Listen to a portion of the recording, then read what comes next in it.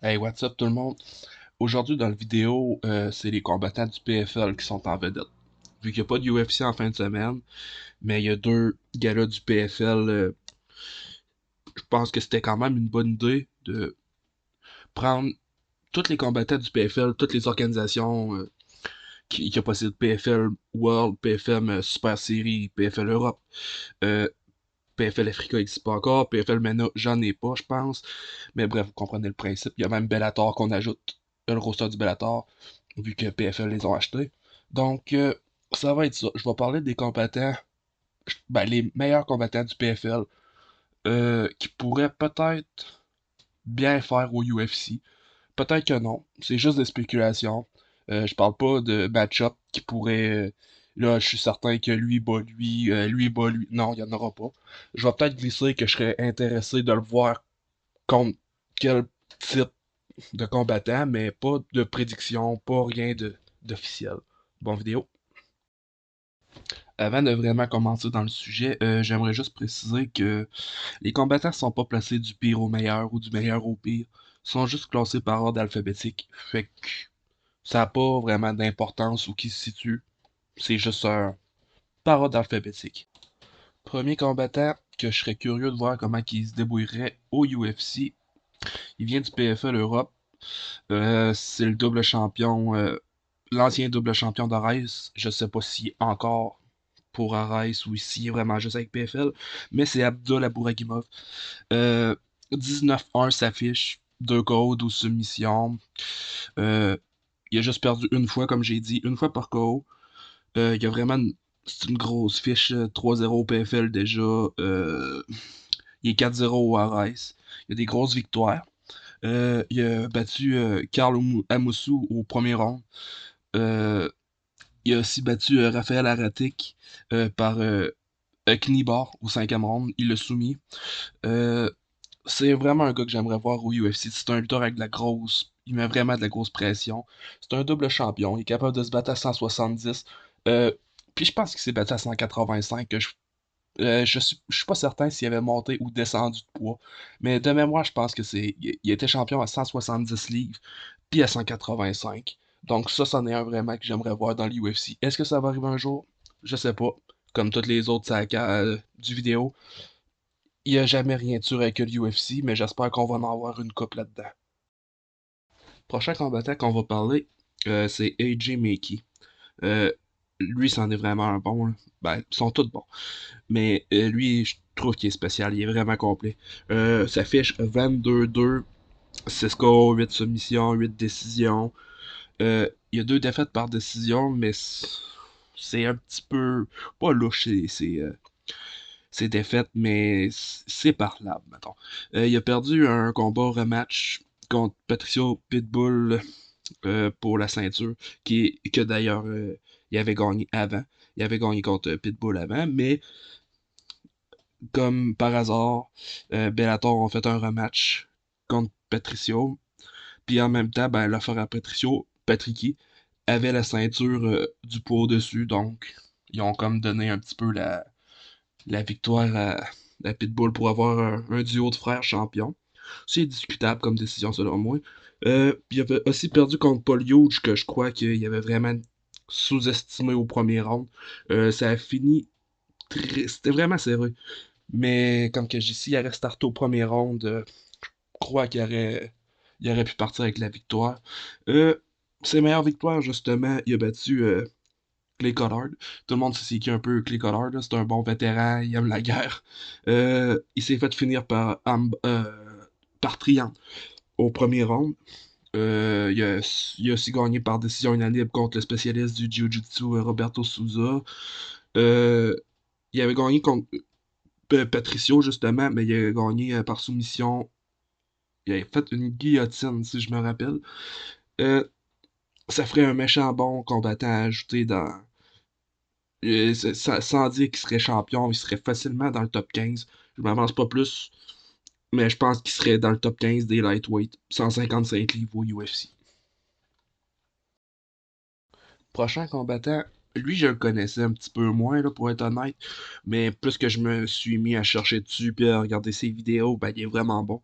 C'est Ali Taleb. qui va se battre prochainement contre Taylor Lapillus, qui va être un excellent combat, que je crois qu'il va perdre, mais je m'avance pas plus dans les prédictions. Euh, Ali Taleb, 7 KO, 3 soumissions, 2 décisions, excusez. Euh, c'est quoi dire sur. Je le connais pas tellement. Je sais qu'il y a une grosse victoire sur Rachid Hads, qui est 15-3. Il a gagné, il a gagné sur un crochet du droit. C'est le même qui a gagné le PFL au premier round, en 1 minute 25, il avait gagné le championnat. Il a aussi battu un nom qu'on connaît. Il a battu Vinicius Oliveira, euh, qui est au UFC d'ailleurs. Euh, il était 17-2 dans le temps qu'il l'a battu. Il est venu champion du UEA Warrior. Du UAE Warrior, désolé. Euh, Puis, ben, Oliveira, on le connaît. Il est rendu 3-0 au UFC, une fiche de 22-3. Ben, ce gars-là, Ali Taleb, qui vient du PFL Europe, il l'a battu. Ça dit un petit peu son niveau. Ça pourrait être une bonne acquisition un jour. Surtout qu'il vient de l'Irak, il n'y a pas tellement de combattants de là. Ça pourrait être, euh, ça pourrait être bon. Prochain combattant, premier invaincu du vidéo, Archie Colgan. Lui est sous très solide, 5 KO, 1 soumission, 6 décisions. 8-0 Bellator, 2-0 LFA, 1-0 PFL. Euh, Peu importe, ça serait une excellente addition dans le lightweight, 155 livres. Euh, il a battu du monde comme Mansour Barnaoui, qui est quand même une très bonne fiche, là, 22-6, je crois. Euh, En plus, il avait battu pour ses débuts au PFL. Barnaoui, pour ses débuts, c'est vraiment pas un combat facile, là. Euh, il a battu Manuel Sosa, qui est 11-0, qui était 11-0, puis Archie Colgan était 10-0, donc sensiblement pareil euh, en adversité dans ce temps-là. Il avait battu aussi Justin Montalvo, que dans le temps, qui était considéré vraiment comme un bon prospect, là. Ça a un petit peu plus mal viré. Mais Montalvo, dans le temps, était 5-0, puis il avait perdu au premier round contre Archie Colgan, que lui était 6-0, là. Il n'y avait pas une grosse différence de niveau. Mais on voit qu'il n'a pas peur d'aller affronter. C'est n'importe qui. N'importe qui, n'importe quand. Des invaincus, des gros noms, ça ne dérange pas. Il a une très bonne lutte. C'est un gros. Pas un gros gars, mais il est fort. Il est fort physiquement. Il a un bon ground and pound. Très bon fight IQ. Il se met pas même en danger. C'est vraiment un combattant complet. Prochain combattant, tout le monde le connaît. The best. Cédric Doumbé. Euh, Lui, il est là. C'est Il a pas beaucoup d'expérience. Il aurait pu rentrer dans une autre catégorie, dans une autre vidéo, mais il est là à cause de son expérience en kickboxing, là, qui a vraiment beaucoup de combats. Euh, Ses meilleures victoires viennent de là. Il a battu Grigorian, Nabiev, Karim Gadji, Groen Hart. Il a vraiment battu des bons kickboxers. En MMA, sa fiche est 6-1. 6 KO, sa seule défaite, c'est contre Nipin. Contre Jordan Zebo, qui était 4-0. Pas contre Jordan Zebo, contre Baki. Excusez. Jordan Zebo, c'est son co viral qu'il a fait en 9 secondes. C'était. euh, c'est venu viral. C'est venu viral. C'est sûr que Dumba, j'aimerais ça le voir essayer dans l'UFC un jour, mais il est inactif. C'est un petit peu le problème, là, c'est son inactivité. Il est vraiment plus sur les réseaux que dans l'octogone. Mais quand il est dans l'octogone, tout le monde veut le voir. Il attire la foule. Il livre la marchandise. Dans l'UFC, c'est sûr que ça serait vraiment cool de le voir un jour. Parce qu'il y a pas d'épines sur le tapis dans l'UFC. Fait que ça arrivera pas des choses de même. Euh, c'est pas mal tout pour Cédric Doumbé. Prochain combattant. Euh, Lui, à la base, il nous vient du Bellator, mais il rentre au PFL World. C'est l'invaincu d'Ara Kelly. Combattant très complet. 2 KO, 4 soumissions, 2 décisions. Euh, il était 6-0 au Bellator. Il a pratiquement toujours été là. Là, présentement, il est 1-0 au PFL. Sa meilleure victoire, selon moi, c'est contre euh, Mathias Poiron, je pense. Guillotine au premier round. Quand Poiron était 7-1, Darag était 5-0. Un petit peu moins d'expérience. Euh, il a battu Dimitri Ristenko, qui était 9-0, puis Darag était 6-0. Ça fait qu'ils ont combattu un en arrière de l'autre. Il a aussi gagné, vous êtes Mike Hamill pour son PFL début. Il a gagné par soumission Face Crank. Euh, Ça paraît pas si impressionnant que ça, comme ça, mais il y avait eu deux changements de combattants. Fait que dans le fond, Mike Hamill, c'était son troisième adversaire qui affronte. Ben, pas qui a affronté, parce qu'il a pas affronté deux autres, mais il s'avait préparé pour deux autres adversaires dans son camp d'entraînement. Fait que c'est comme s'il est arrivé avec Mike Hamill avec zéro gameplay, si on veut, là. Mais il a quand même gagné par soumission. C'est très bon. Prochain combattant, je vais me prendre un élan pour dire son nom. C'est Dovletshan Yakshimuradov.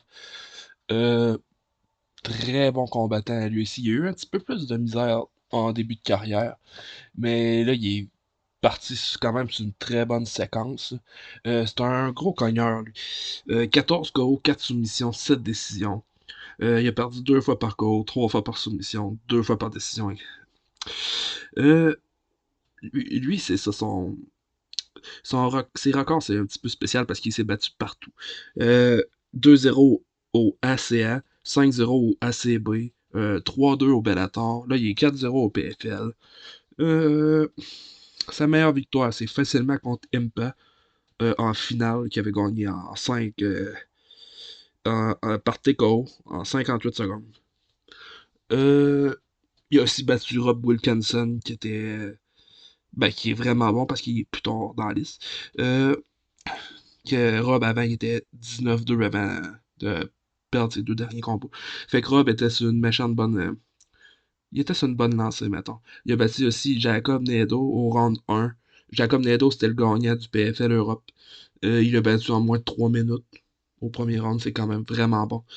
Euh, il y a quand même des bons noms qui l'ont battu. Là. Un gars comme Corey Anderson qui l'a battu par TKO en faisant du ground and pound au troisième round. Si vous avez écouté mes dernières vidéos, vous savez un petit peu que j'étais hypé sur Karl Albrechtson au début. C'est exactement pour ça, parce que c'en est un que Karl Albrechtson a battu. C'est. Albrechtson, il est juste parti sur une méchante mauvaise séquence qui a encore perdu son dernier combat, mais il était vraiment bon avant. Il s'aurait sûrement retrouvé sur cette liste-là. Je pense qu'il en a battu deux, trois des noms qui sont sur la liste, puis Albrechtson, il est plus ce qu'il était. Mais Yakshimuradov, j'aimerais ça quand même le voir. Il est un petit peu âgé, mais j'aimerais ça le voir un jour, ou que j'aurais aimé le voir plutôt. Parce que lui, je pense pas qu'on le voie, là, mais ça en aurait été un bon, peut-être au UFC aussi. Prochain combattant sur la liste, Fabian Edward, le petit frère de Leon, qui est dans le UFC. Fabian, 15-4, ça affiche avec 5 KO, 3 soumissions, 7 décisions. Il a perdu par KO, puis il a perdu 3 fois par décision. Ses défaites, c'est quand même pas très gênant, là. Il a perdu 2 fois contre Johnny Eblen, une fois contre Monsieur Van Zandt, qui est Austin Van Der Voort, que dans le temps, qui était quand même un très bon prospect, là. Il était 10-0 dans ce temps-là. Il a aussi perdu contre Costello Van Stennis par split décision. Fait que ces 4 défaites, c'est vraiment contre des bons combattants, là. Même Van Der Voort, il vient de gagner son premier combat dans l'UFC récemment. Euh, il y a aussi des bonnes victoires, Fabian. Il a gagné contre Impact Hassan TKO au deuxième round. Il y a une victoire sur Gegard Mousasi, qui était quand même âgé, mais c'est un très bon nom. 49 victoires, 8 défaites, 2 nuls pour Mousasi. Il a aussi battu un vieux Lyoto Machida par KO au premier round. Euh, Fait que c'est quand même un bon combattant en général, Fabian Edwards. Je comprends pas pourquoi que l'UFC l'ont pas signé à la base. Parce que c'est sûr et certain qu'elle savait que Léon avait un petit frère qui se battait puis qui se débrouillait vraiment bien, j'imagine. Euh, Parce que Fabian, il y a plus qu'une dizaine de combats amateurs puis qu'ils ont pratiquement tous gagnés. Donc, c'est sûr qu'il savait un petit peu. Puis en plus, il est pas dans la même catégorie que Léon, parce que Fabian, il se bat au-dessus. C'est un middleweight à 185 livres. Puis Léon est à 170 livres. Donc, ça aurait fait un bon duo de frères dans l'UFC. Même si c'est pas les plus gros parleurs, les plus gros vendeurs, Léon s'est quand même rendu au championnat plus tard dans sa carrière. Fait que c'est quand même pas rien d'avoir. Ça aurait pas été rien d'avoir les deux frères, là. Prochain combattant, Gatti Rabadanov, que lui, il y a un combat qui s'en vient contre Alfie Davis, que je pense que je vais voir Rabadanov vainqueur. Rabadanov, 26-4-2 s'affiche. 10 KO, 5 soumissions, 11 décisions, quand même assez complet le gars. C'est deux défaites par KO, une soumission puis une décision. Sa fiche en général est à 5-0 au Bellator, là, il est 7-0 au PFL. Euh, c'est quand même un petit lightweight, 5 pieds 8, pas 155 livres, c'est un lightweight. Il y a des grosses victoires. Il a battu Bren Primus par KO en finale du PFL 2024. Il a battu par KO au round 3. Euh, il a aussi mis TKO Michael Dufort, qui va être dans une autre vidéo, parce qu'il est très bon Dufort. Euh, il a battu l'ancien du UFC par TKO, Mark Diakasi. Son dernier combat aussi, il a mis Kevin Nico au premier round. Il a knockdown 3 fois, je pense, ou 2. Une grosse victoire aussi de JJ Wilson, qui est dans un prochain vidéo également. Euh, non, il est dans cette vidéo JJ Wilson parce qu'il est rendu au PFL, je crois. Euh, Puis ses défaites, ben, il a perdu quand même. C'est pas des noms extrêmement connus, mais c'est du monde qui avait vraiment des bonnes fiches à l'époque. Il a perdu contre Mehdi Dakaev qui était 11-2, Kouat Kamitov qui était 19-4. Euh, il a perdu contre Goussen Esenbaev en 2013, euh, qui était 4-0, puis Gadi était 5-1. Donc, c'est pas des mauvaises défaites, là, quand même. Lui, si c'en est un que j'aimerais voir, malgré qu'il est pas tellement grand, il est très bon. Prochain combattant, c'est. Enfin, j'en parle un petit peu avant. C'est JJ Wilson de Maori Kid. Euh, dans un autre style de Kai Kara France, mais complètement différent. Euh, JJ Wilson, c'est 11 victoires pour une défaite. 4 KO, 4 soumissions, 3 décisions. Sa défaite, c'est par décision contre Badanov, qu'on vient juste de parler. Euh, En général, il est 9-1 au Bellator. Il était 9-1 au Bellator. Là, il est rendu 1-0 au PFL. Euh, Ses meilleures victoires, je dirais que ça doit être. Je prioriserais sa victoire contre Pedro Carvalho, euh, qui a gagné à part Ground and Pound au deuxième round, au-dessus de sa victoire sur Mansour Barnaoui. Barnaoui, c'est une très bonne victoire. Il a gagné par décision unanime, mais je pense que c'est vraiment contre Carvalho qui s'est fait connaître, dans le fond. En plus, il a réussi un gros finish au deuxième round. Il y a aussi une victoire contre Mads Burnels en Ground and Pound encore au troisième round. Matt Burnell, pour ceux qui le connaissent, c'est pas un gars facile à contrôler au sol. Puis c'est exactement ce que J.J. Wilson est. C'est un spécialiste du sol. Même si on voit que 4 KO, 4 TKO, il les a pratiquement toutes eu en ground and pound. Fait que c'est vraiment au sol qu'il est dangereux. Étant donné son âge, j'aurais vraiment aimé ça le voir au UFC. Euh, il a arrêté dans les lightweight. 5 pieds 10, 155 livres. C'est une très bonne shape pour les lightweight. Vraiment bon au sol. Ça aurait fait du sens aussi. C'est un gars qui aime le spectacle. C'est comme que j'y ai. Comme un Kai Kara France, mais un petit peu plus gros qui va au sol. Ça aurait été une addition parfaite. Seulement 27 ans en plus, présentement. Donc, si UFC l'aurait eu un petit peu avant, ça ferait déjà un petit bout qu'on connaîtrait J.J. Wilson. Prochain combattant, c'est Elmudo Jesus Pinedo. Euh, que c'est un champion du PFL, champion 2023. Jesus Pinedo, 25 victoires, 6 défaites, euh, une égalité. Ça, yes. Il a fait 16 KO, c'est un puncher. 4 soumissions, 5 décisions. 2 défaites. 2 défaites par TKO, 4 défaites par décision. Lui, ça fait un petit peu mal parce que il était au UFC. Il y avait une fiche de 1-1 au UFC. Puis, ben, UFC l'ont juste. Je sais pas s'il est parti ou si le UFC l'ont juste pas re-signé. Mais il était dans l'effectif. Puis là, il a juste 29 ans. Puis il est dans son prime. Puis il est dangereux. Puis il aime se battre de bout. Il vient du Pérou. Ça aurait été une vedette pratiquement au UFC juste à cause de son style. Euh, Puis à cause de où il vient, je sais même pas s'il y a un bon combattant du Pérou présentement sur l'effectif du UFC. Lui, ses meilleures victoires, ben, il a battu Gabriel Braga 2 fois, dont une fois au PFL en finale de 2023, il avait battu par TKO au troisième round. Il y a aussi Miko Adam Boric. Pour ceux-là qui savent, c'est 23 victoires pour 6 défaites. Là, c'est pas un client facile. Il avait battu aussi Brandon Loughnane, euh, un genou au premier round. Euh, ses défaites, il a perdu contre quand même des bons noms. Là. Il a perdu une fois contre Gabriel Braga, mais je disais celle-là, je pense que c'était un vol parce que PFL, je sais pas. Ils ont Braga dans le mire. Ils aiment plus Braga que Pinedo, mais c'est 2-1 en faveur de Pinedo quand même. Il a perdu aussi contre John Makdessi. C'est exactement sa dernière défaite au UFC en 2019. Puis John Makdessi, c'est pas une légende, là, mais c'est pas un. Ben, c'est une légende, mais tu sais, c'est pas. C'était 16 victoires, 16 victoires, 4 défaites, une nulle à ce moment-là. Fait que tu sais, c'était pas un mauvais combattant, puis c'était seulement le deuxième combat à Braga. À Pinedo, désolé. Ça aurait été un excellent combattant. Puis encore aujourd'hui, ça serait un excellent combattant dans l'UFC. C'est une machine à KO. Puis il est très grand pour la catégorie.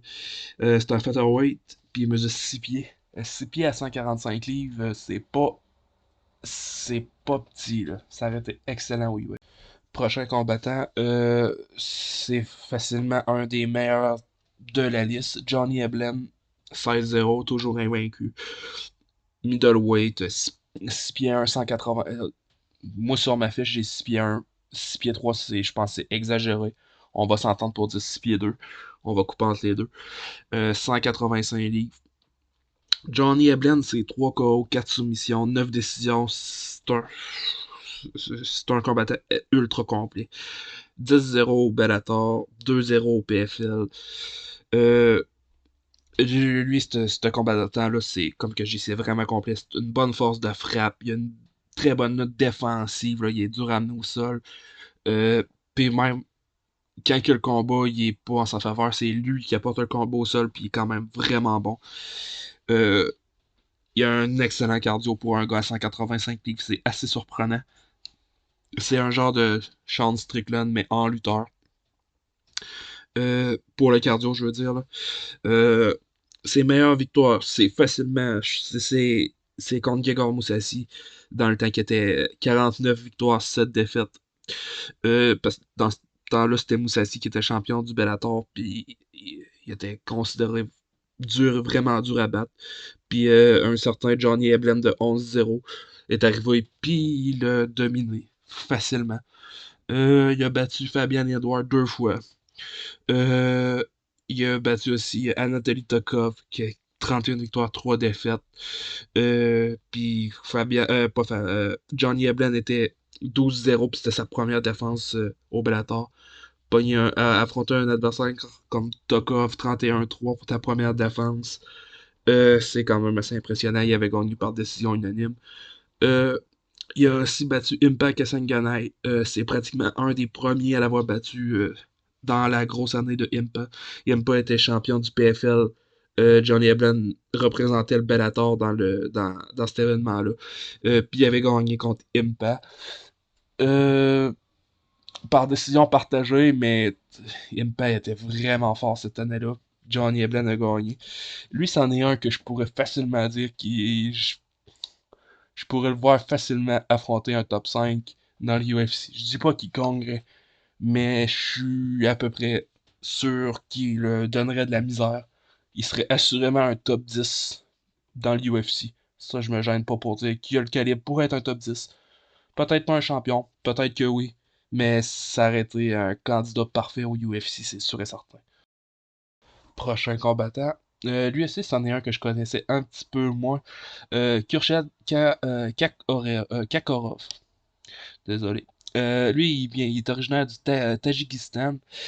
Euh, Lui, c'est quand même assez surprenant quand tu vois le niveau d'adversité qu'il a eu quand même, là. Il est 13-1. 9 KO, 4 décisions. C'est une machine à KO, on voit.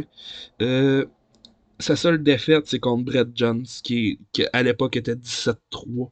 Il a perdu par TKO. Mais Brett Jones, c'est pas un mauvais combattant. Il est vraiment fort au sol. Il contrôle le monde. D'un coup que t'es dans la garde de Brett Jones, bonne chance pour t'en sortir parce qu'il est vraiment bon au sol. Fait que c'est pas gênant. Sa meilleure victoire, c'est quand même assez surprenant, mais il a battu Ali Taleb par décision unanime. Puis Taleb, bon, j'en ai parlé un petit peu plus tôt dans la vidéo, il va affronter Lapillus pour son prochain combat. Euh, il a aussi gagné, ben, il a remporté le PFL Europe de 2023 contre Franz Mlambo, qui est 15 victoires, 5 défaites. C'est quand même. C'était pas le meilleur adversaire, mais tu sais, 15-5, c'est vraiment une bonne fiche. Fait que Kakarov est devenu champion de PFL Europe de 2023 grâce à ça. Euh, Lui aussi, il a 33 ans, il n'y a pas grand chance qu'on le voie au UFC, mais ça aurait pu être quand même intéressant de le voir. Je pense pas que ça aurait classé, mais il aurait sûrement pu donner des très bons combats. Voir l'affiche avec 9 KO sur 13 combats, c'est sûr qu'il aurait rentré dans des guerres. Il aurait sûrement peut-être perdu, mais je pense que la foule l'aurait aimé quand même, là. C'est un gars qui va de l'avant. Prochain combattant, on est rendu à 14. J'espère que vous êtes pas tannés parce qu'il y en a 29. Prochain combattant, c'est de McGrisla, Lewis McGrillen. Lui, c'est sûr que à l'âge qu'il a, c'est encore possible de le voir au UFC. Il a juste 24 ans. 11, 11-1 s'affiche. 5 pieds 6, 135 livres. C'est un bantamweight. Lui, c'est un cogneur, là. 9 KO, une soumission, une décision. Puis il a juste perdu une fois par décision. Euh, Sa meilleure victoire, c'est facilement contre Alexander Lobster. Luster, désolé, c'est pas un crabe. Euh, dans ce temps-là, Luster était 9-1, puis les McGrillen étaient 10-1. Il a gagné par TKO du gros Grand Pound au deuxième round pour le championnat du PFL Europe 2024. Donc, c'était une bonne finale. Deux très bons combattants. Euh, il a aussi gagné contre un certain Dean Garnett qui était 12-2-1. Il a gagné au troisième round. Puis sa défaite, c'est un petit peu. Ben, en tout cas, moi je le connais pas, là. C'est contre le Wesley Maya. Il a perdu décision unanime. La fiche de Maya, c'était 8-5. Euh, Pas grand chose à dire de plus sur McGrillen parce qu'il est jeune, sa carrière vient de commencer. Mais lui, j'espère que l'UFC ont les yeux dessus à 24 ans parce qu'il peut se rendre loin. Il peut se rendre vraiment loin. Bon, on enchaîne. Prochain combat. Pas prochain combat. Prochain combattant. Logan Stormley. Euh, Lui, Stormley, c'est quand même une très bonne fiche aussi, là. 18 victoires, 3 défaites. 9 TKO, 9 décisions. Il y a une défaite par KO, 2 défaites par décision. Il y a un combat qui s'en vient prochainement contre Tadjan. Que je pense qu'il va gagner le combat, mais perdre la décision. Juste parce que Tadjan, le PFL l'aime, puis ils vont le pousser. Donc, ça m'étonnerait pas que ça soit un vol, même si Jean est très bon. Il est dans la vidéo plus tard, lui aussi. Euh, Ses meilleures victoires, c'est facilement contre Michael Venom Page. C'était par split décision, mais il a gagné la ceinture du Bellator. Il a aussi battu Neman Gracie, qui était 11-2. Dans le fond, c'était quand même un, un Gracie, pas en début de carrière, mais euh, avant qu'il commence à perdre plus. Il a battu à tout Dante Shiro, que dans le temps, qui était vraiment un très bon prospect. Il était 8-2. Sauf que Logan Stanley était 11-1, il avait encore plus d'expérience. C'est un petit peu ça les combats avec Stanley dans le fond. C'est que tout le temps plus d'expérience que ses adversaires, mais c'est des bons adversaires. Fait que c'est ça. Il a aussi battu Luka Potlik, encore la même situation. Potlik était 10-1, excellente fiche, mais Starley était 15-3, encore plus d'expérience. Mais c'est ça. Puis quand il affronte du monde qui a un petit peu plus d'expérience, ça va pas très bien. Ben, pas que ça va pas très bien, là, mais c'est trois défaites. Dans le fond, il a perdu deux fois contre Yaroslav Amosov. C'est pas tout un mauvais combattant. Il va être dans une autre vidéo. Amosov, il avait battu quelqu'un qui était 24-0. Ça a fini par split décision. Starley était 11-0 aussi. Puis après ça, ils se sont réaffrontés, puis Amosov était 26-0. Euh, Puis il avait perdu. Il a aussi perdu contre Shamil Moussaev par TKO au deuxième round. Puis Shamil, c'est pas un mauvais combattant du tout parce qu'il est dans le vidéo. Donc Starley, c'était fait, c'est vraiment contre des bons. Il aurait sûrement bien fait aussi au UFC. Je l'aurais peut-être vu dans le top 15. Pas tellement plus haut, mais il aurait peut-être eu sa place. Ça, dans les 170 livres, ça aurait peut-être été dur parce que c'est des excellents lutteurs. Puis il est un petit peu petit, 5 pieds 9, mais il aurait pu donner du trouble à certains dans le top. Je vais retirer. Peut-être qu'il aurait pas fait le top 15, mais il aurait vraiment pas été loin. Prochain combattant, c'en est un lui aussi que j'aime vraiment. Magomed Magomedov. Euh, Lui, c'est 21 victoires, 4 KO, 10 soumissions, 7 décisions. Quand même assez complet. Il a une petite préférence pour la lutte, là, mais il est vraiment pas mauvais debout. Ses défaites, une soumission, puis 3 décisions. Euh, et lui, c'est sûr que sa meilleure victoire, c'est contre Peter Yan, mais ça remonte à loin. Puis c'était par split décision. Peter Yan, il commençait dans ce temps-là. Ben, il commençait, il était 5-0. C'était en 2016. Puis ensuite, Peter Yan avait repris sa revanche. Ben, en fait, Magomed avait gagné la ceinture face à Peter Yan, son premier combat. Et Peter Yan avait ensuite rebattu pour reprendre le championnat. Euh, il a aussi gagné contre Enrique Barzola, d'une guillotine au quatrième round. Il a battu aussi de Italian Gangster, qui va être sur une autre vidéo, Danny Sabatello. Euh, il a soumis au premier round. Puis Sabatello, c'est un très bon lutteur, mais cette fois-là, il avait donné son coup à un très bon adversaire dans les soumissions. Euh, Ses défaites, si j'avais déjà cité Peter Yan, il a aussi perdu deux fois contre Patchy Mix. Euh, si je me trompe pas, c'était en championnat. Je suis pas certain. Puis il a aussi perdu une décision unanime contre Ruffin Stutz. Donc l'adversité est là pour lui. J'aurais aimé ça le voir aussi dans l'UFC parce qu'il se débrouille très bien debout. Justement, son dernier combat contre Kamidov. Kamidov a essayé de l'amener pratiquement tout le long au sol, puis Magomedov a réussi à rester debout puis aller chercher la victoire. C'est un bon lutteur, mais c'est un excellent combattant debout également. Prochain combattant, lui, c'est un petit peu spécial. Il a une très bonne fiche. 18-1, Magomed Umalatov. 12 KO, 2 soumissions, 4 décisions.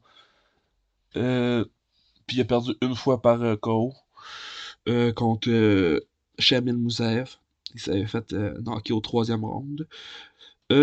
Sa meilleure victoire, c'est sans doute contre Andrei Koreshkov, qui était 27-4 à l'époque. Il avait gagné par décision unanime. Puis il a également gagné contre Neman Gracie, qui commençait un petit peu plus à avoir de la misère, là. Le monde savait à quoi s'attendre de Gracie. Puis Umalatov a pas réussi à knocker Gracie. Gracie avait réussi à se rendre à la décision, mais avait quand même perdu. Lui, sa fiche, faut pas se fier à ça parce que c'est faible un peu l'adversité pour son niveau à lui. C'est un protégé du PFL. PFL l'aime. C'est un grand combattant pour la division. Il mesure 6 pieds 1 à 170 livres, donc les welterweight. Mais il est bon, mais le- il a pas affronté de grande compétition. Puis quand il a affronté, soit qu'il a gagné par décision, s'il a jamais été capable de définir, ou soit qu'il a perdu. Donc, c'est, il manque un petit peu d'adversité pour lui. J'aurais été curieux justement de le voir dans l'UFC avec de l'adversité si l'affiche aurait été autant, autant belle. Je crois pas. Je crois pas qu'elle aurait fait la top 15, mais ça serait juste par curiosité. Prochain combattant, Movlev Kebulaev. Un autre excellent combattant qui vient du Daghestan, de la même place que Khabib et Islam. 23-0 s'affiche, toujours invaincu. 6 KO, 3 soumissions, 14 décisions. Euh, Excellent combattant, mais lui, c'est le manque de finition, mais il est vraiment bon. 5 pieds 6, 145 livres, dont un featherweight. Euh, il a des très bons adversaires, lui. C'est pas qu'il a pas de la bonne adversité. Il y a des victoires contre Chris Wade pour le championnat en 2021 du PFL. Cette année-là, je crois même qu'il avait battu Brandon Longname, si je me trompe pas. Je vais vérifier. Euh, euh, hum. Exactement. Il avait gagné contre Brandon Longname par split décision, mais Brandon Longname c'est vraiment un bon combattant. Il a battu Lance Palmer également, décision unanime. Euh, il a également battu Tyler Diamond, que je crois qu'il a participé au Contender ou Ultimate Fighter, quelque chose du genre. Puis il avait battu par un triangle de bras. Il a aussi battu le combattant du UFC, Damon Jackson, en 10 secondes au premier round par un coup de genou sauté. Ça, c'était avant que Jackson soit dans le UFC. Euh, il- Ça, c'est un excellent combattant. Il a toujours combattu la grosse compétition parce que, même si on regarde au début de sa carrière, il était 2-0. Et puis, il est allé affronter un gars appelé Abdul Rahman Dudev, qui était 10-1. Tu sais, déjà là, 2-0 contre 10-1. Pour un troisième combat, c'est vraiment bon. J'aurais été curieux de voir ce gars-là dans l'UFC. Là, à son âge, c'est sûrement pas possible. La seule chose, c'est qu'il est peut-être petit, 5 pieds 6, mais Volkanovski est pas tellement plus grand. Donc, j'aurais quand même été curieux de voir ce gars-là. Prochain combattant, un membre de la Fedor Team, Oleg Popov, 21-2. Euh, Popov convoque qu'il y a un prochain combat qui s'en vient contre Romanov, que Popov devrait gagner assez aisément. Euh, Popov, c'est 9 KO, 3 soumissions, 9 décisions. À côté de ses défaites, c'est une soumission et une décision. Euh, Lui, sa meilleure victoire, c'est pas sa meilleure victoire en opposition, mais c'est ce qui a donné le plus de hype, puis c'est contre Bigfoot Silva. Il avait knocké au deuxième round, mais ça l'a vraiment monté sa hype. Quelque chose qui est vrai, qui avait affronté, un autre qui avait affronté tout, c'est Steve Murray, qui était 10-1 à l'époque. Il avait battu par coup de poing en position crucifix au deuxième round. Steve Murray, pour ceux qui savent, il est gros, il est grand, il est 6 pieds 8, Il doit être à 255, 260. Il a battu aussi par split décision Carl Williams, l'ancien combattant du UFC. Rodrigo Nascimento, son dernier combat par décision unanime. Un ancien du UFC également. Il y a le vétéran Linton Vessel euh, par décision unanime également. Euh, Sa seule vraie défaite notable, ben, c'est quand même contre un bon adversaire. C'est Denis Goltsov qui l'avait soumis au premier round. Mais Goltsov, c'est pas un adversaire facile. Là. C'était 35 8 sa fiche. Il est très grand, je pense 6 pieds 5 ou 6 pieds 6. Euh, Popov, dans une division de poids lourd assez faible au UFC, il aurait facilement pu se rendre dans le top 10, assurer le top 10. Peut-être pas champion parce qu'il y a quand même un certain Thomas Pinal qui est là, mais Popov aurait sûrement pu donner du trouble à ben du monde. Du monde comme Spivak facilement. Tibura facilement, je pense. Euh, mais ça aurait peut-être été plus dur contre du monde comme Blade, mais il aurait peut-être pu donner des bons affrontements également là. Donc, c'en est un que j'aurais aimé voir dans le UFC juste parce que la division est quand même assez faible. Prochain combattant, lui, il est là parce que c'est un jeune prospect. Son âge n'est pas marqué, mais il a 24 ans. C'est Patrick Abirora. Euh, sur 6 victoires, lui, il a 5 KO TKO. Une décision, il est invaincu. Euh, Très bonne grandeur. Là, il se va. Normalement, c'est un welterweight. Là. Il doit se battre à 170 livres. 6 pieds, quand même une très bonne grandeur. Il est surtout connu parce qu'il a eu une très bonne carrière amateur, très longue carrière amateur. Euh, il n'y a pas tellement de victoires notables parce que il vient à peine de commencer dans le fond. Professionnel, 6 combats, c'est pas beaucoup. Mais ce qui est notable, c'est qu'il y a quand même 4 victoires au premier round par KO ou TKO. Donc, puis là, il est 2-0 au PFL, puis sa carrière amateur au total, je crois qu'il il était 21-6 ou très proche de ça. Donc, ça aurait été un excellent prospect au UFC. Peut-être un peu jeune, mais il aurait pu facilement passer par un contender, puis on aurait vu c'est quoi qu'il valait vraiment. Prochain combattant, Paul Hughes. 14 victoires, 2 défaites, 7 victoires par KO TKO, 3 soumissions, 4 décisions. Ces défaites, 2 décisions qui sont quand même pas, de- discutables, là, mais il a perdu contre Ousmane Nurmagomedov, que c'était extrêmement serré, que Ousmane, tout le monde le sait, 18-0 à l'époque. Puis il a perdu aussi contre Jordan Jusenik par split décision quand il était dans le Cage Warrior, donc c'est sa seule défaite au Cage Warrior. En général, il était 11-1 au Cage Warrior. Il est 2-1 au PFL, puis il a été 1-0 au Bellator. Lui, UFC, ils l'ont échappé parce qu'il était agent libre. Puis ça a été longtemps comme la discussion que c'était le meilleur combattant hors du UFC qui était agent libre, dans le fond. Euh, Ses meilleures victoires, c'est c'est probablement contre AJ Makey. Même si c'est par split décision, AJ Makey, on en a parlé un petit peu plus tôt. Il avait sous-estimé, je crois, mais Huge est allé chercher la victoire. Il a resté concentré, puis lui, il a pas sous-estimé. Et AJ Makey était quand même 22 victoires, une défaite qui avait été volée par Pitbull. C'était sa seule défaite. Donc, il était pratiquement invaincu. Euh, Paul Huge est allé chercher quand même une victoire. Au Cage Warrior, il est devenu champion. Euh, Contre un certain Morgan Charrière, il était quand même 15-8-1 à l'époque, puis Huge était seulement 7-1. Donc, affrontant un Charrière qui était pas mal plus expérimenté que lui. Il a fait une défense de titre tout contre Jordan Duchesne, donc il l'a battu également par décision unanime. Euh, il a battu au PFL Bruno Miranda, quand même. Il l'a battu au premier round, donc il a fait sa marque.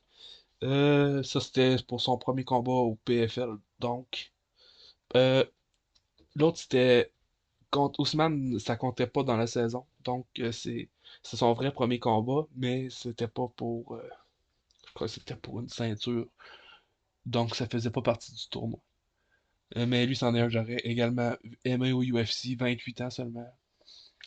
Ils l'ont échappé. Prochain combattant, Rob Wilkinson. 19-4 au total, 10 KO, 7 soumissions, 2 décisions. Il est ultra complet. Ses défaites, 3 par knockout, puis une par décision. Lui, c'est son seul petit défaut, je pense, c'est qu'il manque des fois de cardio. Mais c'est juste parce qu'il essaie de finir ses adversaires. Donc, c'est pardonnable. Euh, Lui, il a déjà été dans l'UFC. Il était 0-2, mais c'était quand il était un middleweight à 185 livres. Là, j'aimerais le voir en tant que light heavyweight à 205 livres, qui est sa vraie catégorie. Je crois que c'est là qui est vraiment le plus à l'aise. Euh, à 6 pieds 3, 205, c'est quand même une bonne charpente. Euh, il y a des très bonnes victoires. Il a gagné contre Omari Akhmedov euh, par le docteur a arrêté le combat dans le fond. Il est venu champion comme ça en 2022 du PFL. Il y a aussi une victoire contre l'ancien du UFC, Tom Breeze, qui a pas été longtemps au UFC. Ben, il était quand même là un petit bout, mais il s'est fait finir. Il a gagné par KO au premier round. Il a aussi battu Joshua Silveira par split décision. Ses défaites aussi, c'est quand même pas des mauvaises défaites, là. Trois défaites que c'est quand même des gros noms. Il a perdu au UFC contre Israel Adesanya à 170 livres où Wilkinson perdait extrêmement beaucoup de poids. Euh, il a également perdu contre Yakshimuradov qu'on a parlé un petit peu plus tard, un petit peu plus tôt dans la vidéo. Il a également perdu contre Phil Davis par TKO. Phil Davis est quand même un très bon niveau de combattant. Lui, c'est ça. J'aurais été curieux de le voir à nouveau dans l'UFC, mais à 205 livres. Voir ce qu'il aurait pu faire. Je dis pas que ça aurait rendu champion, mais encore là, il aurait pu donner du trouble à beaucoup de combattants de la division parce qu'il est ultra complet, là. Prochain combattant, c'est pratiquement un des meilleurs du classement selon moi. Euh, Shamil Moussaev, un autre qui vient du Daghestan, mais pas du même village ou ville que Khabib. Celui-là, il vient d'une autre place. Lui, il est 18-0, 12 KO, 4 décisions. C'est un cogneur extrêmement puissant. Il y a des très gros noms sur sa fiche. Euh, c'est quand même un grand welterweight, là, 5 pieds 10, 170 livres pieds d'armes moyenne. Comme ses meilleures victoires, c'est pratiquement contre Magomed Umalatov qui était invaincu 17-0 à ce temps-là. Il avait réussi à le battre par TKO au troisième round pour remporter la finale du PFL 2024. Il a battu deux fois Murad Ramazanov, qui était invaincu également. Il était 12-0, puis après ça, ils ont eu une revanche. Il était 12-1. Il a battu les deux fois. Il a battu Logan Starley par TKO au deuxième round. Il a également battu Uros Jurisic qui était au KSW, qui était également invaincu 11-0 à l'époque. Lui, c'est comme que je disais, un des meilleurs de ceux que j'ai parlé. Il a un coup de KO, c'est un KO power de fou. Il a extrêmement une bonne défense de takedown, puis après ça, il rentre en boxe. C'en est un que j'aurais vraiment aimé ça voir dans l'UFC à 170 livres, justement contre des bons lutteurs.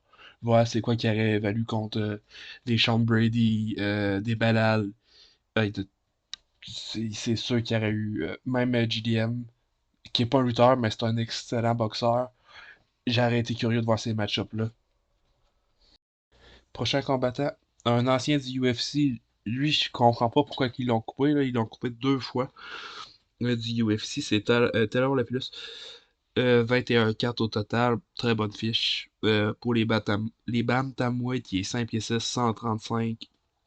Une shape pratiquement très commune dans le fond. 4 KO, 6 soumissions, 11 décisions. C'est pas. Il est capable de finir, il est très complet, il est rapide, mais c'est pas le gars qui engage le plus le combat. Il est souvent. C'est vraiment un bon tacticien. C'est peut-être pour ça que l'UFC l'ont pas gardé, je sais pas, mais C'est la seule raison, c'est des fois peut-être que ces combats sont un petit peu plates. Mais moi, j'appréciais Taylor. Il y a 4 défaites. Ces défaites, c'est toutes par décision. En général, il était 5-0 au 100% fight, 3-0 à la race, puis 6-2 au UFC. Comme que c'est une fiche très bonne au UFC, je la comprends pas. Ses meilleures victoires, je pense que c'est Nate Maness qui était au TKO. Dans ce temps-là, Nate Maness était invaincu 10-0. Taylor l'avait battu au deuxième round.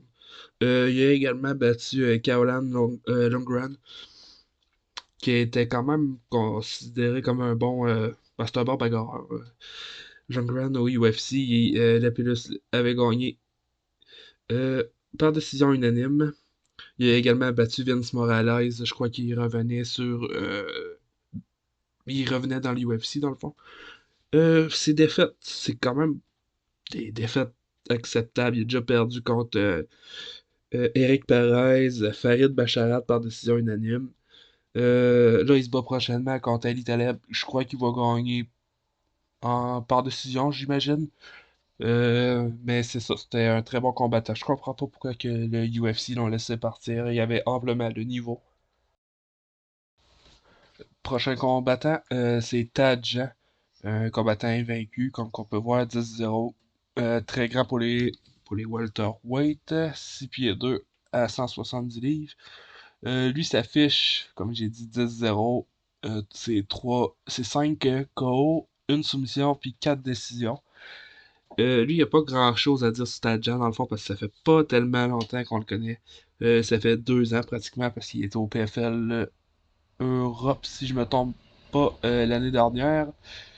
Puis là, il est rendu au PFL World Tournament. Ses meilleures victoires, c'est facilement ses 2 dernières. Jason Jackson et Mohamed Berkanov. Euh, c'est ses plus grosses victoires. Comme je dis, il a fini Mohamed au premier round. Puis Jason Jackson, que ça a été un petit peu discuté, mais il a gagné par décision partagée. Lui également, je vais sûrement remporter son prochain combat contre Starley parce que le PFL l'adore. Fait que si c'est un petit combat serré, je vois les juges y donner.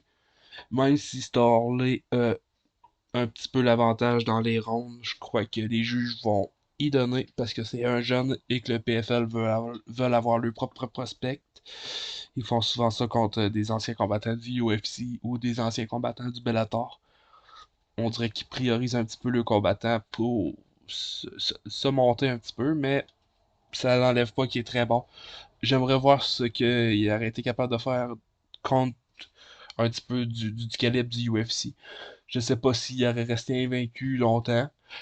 Peut-être un ou deux, trois combats, mais j'aurais aimé ça le voir passer peut-être par Contender, voir ce qu'il valait vraiment. Puis après, on aurait pu vraiment évaluer.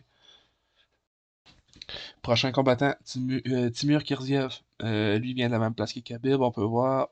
Combattant vaincu, 18-0. 3 KO, une soumission, 14 décisions. Lui, j'ai hésité à le mettre là à cause de son manque de finition, mais ça enlève pas que c'est un excellent combattant. Il est toujours invaincu. Il a affronté de la bonne compétition quand même, là. Il a battu Brandon Lockname lors de la finale du PFL 2024. Il a battu Gabriel Braga par split décision. Il a aussi battu Henrik Barzola par décision unanime. Euh, Richie Smolan a tout qui était 10 victoires, 2 défaites à l'époque. Il a gagné par décision unanime. Mais c'est ça, c'est toutes des décisions. J'aurais été curieux de voir. Ben, ça aurait sûrement pas changé grand-chose. Contre du monde du UFC, il aurait sûrement fait que des décisions, mais est-ce qu'il y aurait quand même eu 18-0? Est-ce qu'il y aurait quand même. Est-ce qu'il aurait perdu? Est-ce qu'il s'aurait fait finir? Est-ce qu'il s'en aurait bien sorti? C'est un petit peu pour ça que je l'ai mis dans la vidéo. C'est l'interrogation que je me pose. Est-ce qu'il aurait bien fait contre le top 15 des 145 livres? Il est quand même assez grand pour la division. Il est jeune. Peut-être un jour on va le voir, mais j'ai des gros doutes. Mais ça serait quand même intéressant. Il reste seulement que 3 combattants. à présenter. Là, le prochain, c'est Ousmane Nurmagomedov, le cousin à Khabib. Lui, vous voyez, il est invaincu avec une fiche de 19-0, ce qui implique 8 KO, 6 soumissions, 3 décisions. Euh, Sa fiche en particulière, c'est que lui, il y avait 7-0 au Bellator, puis il est présentement 1-0 au PFL. Il y a quand même des bonnes victoires. Ousmane a gagné contre Pitbull, mais pas Patricio. Il a gagné contre Patricky Pitbull au Bellator. C'est contre lui qu'il est devenu champion. Après ça, il a combattu contre Alexander Chablis, qui était 24-3 à l'époque. Il a battu à un de ses derniers combats, son dernier combat, par décision majoritaire, Paul Hughes, qu'on a parlé un petit peu plus tard, qui est pratiquement un des meilleurs de la liste également. Il a aussi battu Benson Anderson. Benson était plus de son bon calibre dans le temps qu'il était dans l'UFC, mais c'est quand même un très bon nom sur un CV. Il avait battu par soumission au premier round. Lui, c'est sûr que je le vois facilement dans le top 5 au UFC. Euh, à 155 livres, il pourrait donner du trouble à pratiquement n'importe qui. C'est peut-être même une des solutions à Ilia, qui sait. Je pense pas. Je penserais qu'il y sortirait vainqueur, mais c'est quand même un nom qu'on pourrait lancer dans la discussion, que personne lance en discussion parce qu'il n'est pas dans l'UFC, mais ce serait un contender extrêmement dangereux parce que c'est pratiquement le même style que Islam. Euh, Est-ce qu'ils ont des plans de le faire venir dans l'UFC? Ali peut-être. Ali qui est le gérant de tous les combattants de cette région-là. Ça serait à Ali de faire les moves s'il voudrait avoir un autre champion au UFC. Ça pourrait pratiquement être un combat. Il pourrait juste faire deux combats puis se rendre à la ceinture. Ça serait très intéressant de le voir. Avant-dernier combattant, Vadim Nemkov, un gars de la Fedor Team encore. euh, Pratiquement, moi je dis que c'est le capitaine de la Fedor Team là, parce que c'est le combattant. 18-2 s'affiche, 9 KO, 5 soumissions, 4 décisions, 2 défaites, une par KO, une par décision. Vadim, il y a des très bonnes victoires, donc contre Ryan Bader, c'est là qui est devenu champion au Bellator. Il a défendu sa première fois contre Phil Davis qui a gagné par décision. Euh, il a également défendu contre Julius Anglinkas, qui était très bon. Puis que Vadim a battu avec un Kimura au quatrième round. Il a également gagné par décision unanime contre Corey Anderson, Yoel Romero également. Euh, Ses défaites, il a perdu contre Thierry Prohaska. C'est vraiment pas mauvais, hein, mais c'était Horizon, mais c'était des rounds de 10 minutes. Donc, il a perdu au premier round, mais il a perdu dans un round de 10 minutes. C'est donc pas les mêmes règles que présentement. Puis, Otto, ça, je suis quand même assez surpris. Ben, pas surpris parce que je l'avais vu, puis ça me surprend toujours. Il a perdu par split décision contre Karl Albrechtsen, comme que je dis, c'est exactement pourquoi que ce gars-là me hypé avant. Que là, c'est terminé, mais c'était un très bon combattant dans le temps. Vadim, c'est sûr que à sa grandeur, à sa grosseur, j'aimerais savoir ce qu'il serait capable de faire. Et parce qu'il est quand même. Il a une shape assez particulière pour un poids lourd. 6 pieds, c'est pas très grand. 239 livres, c'est pas très lourd non plus, mais il est très mobile, il est très endurant.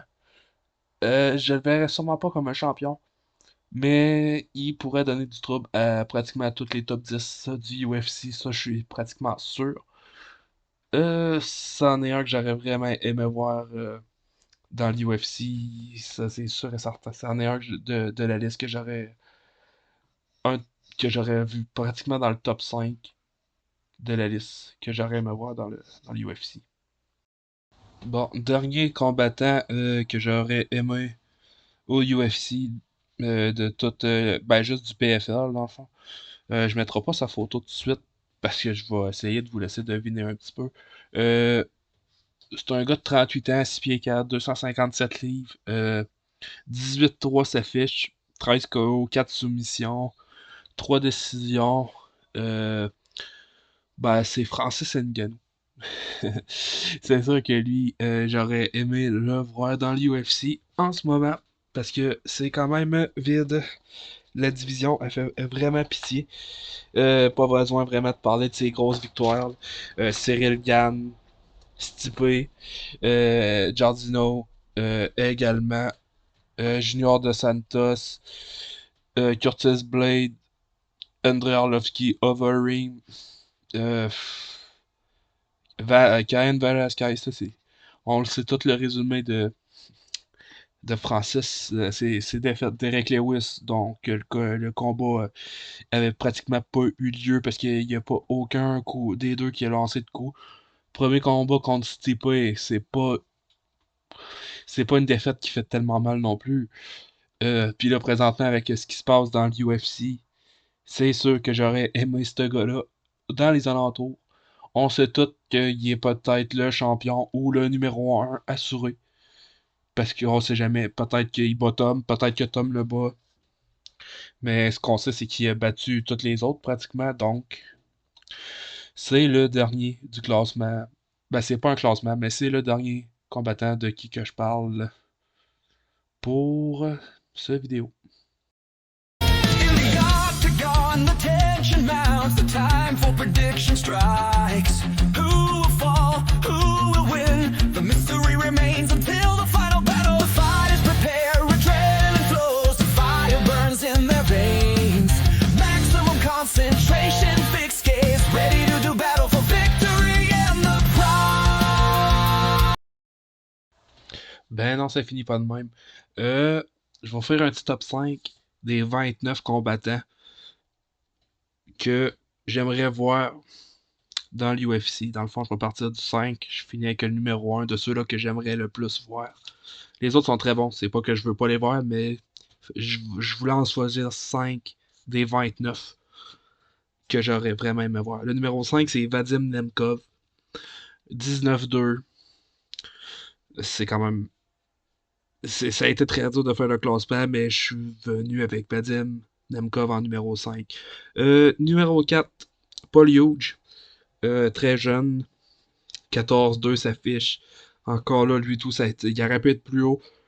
Mais parce que le classement est tellement fort que j'ai pratiquement pas le choix de le mettre quatrième. Numéro 3, Johnny Eblen, 16-0. Lui également, il aurait pu être plus haut. Mais c'est vraiment dur de les classer. Euh, Dû son âge aussi à 33 ans. C'est peut-être pour ça qu'il était au milieu. Numéro 2, Shamil Moussaev. 20 victoires, 0 défaite, une nulle. Lui, c'est sûr qu'avec sa force de frappe, c'est sûr et certain que j'aurais aimé voir ce gars-là dans l'UFC. Puis numéro un, ben, c'est sans hésiter, c'est Ousmane Nurmagomedov, 19-0. Le cousin Khabib, 155 livres exactement, là que la hype est en ce moment grâce à Elia. Donc, ça serait quand même assez fou d'avoir un Nurmagomedov sur le résumé de Ilia. Je dis ça, je dis rien, mais ça serait excellent. Puis également, j'ai parlé de d'autres vidéos durant la vidéo. Dans le fond, ce que je vais faire, c'est que je vais faire un classement, pas un classement, la même chose que ça, avec des combattants de moins de 27 ans, de toutes les organisations, sauf le PFL. Le PFL va être exclu de cette vidéo-là, donc 27 ans et moins, ou seulement 10 combats d'expérience et moins. Donc c'est les deux. Tu peux avoir 30 ans, mais il faut que tu aies 10 combats de moins. C'est pour ça que j'avais hésité à mettre Doumbé dans cette vidéo-là, mais il y a tellement de grosse expérience que je l'ai mis avec le PFL. Euh, L'autre vidéo qui va avoir un deuxième, ben, ça va être pas le contraire, ça va être exactement la même chose, mais avec le monde de 27 ans et plus, avec donc aucune limite de combat, mais il faut qu'il y ait 27 ans et plus. Mais les combattants du PFL vont être exclus, donc ça va être toutes les autres organisations. Ça va être ça les prochaines vidéos. Bien entendu, les prédictions vont passer en premier, mais ça va être les prochaines vidéos d'hiver que juste des prédictions.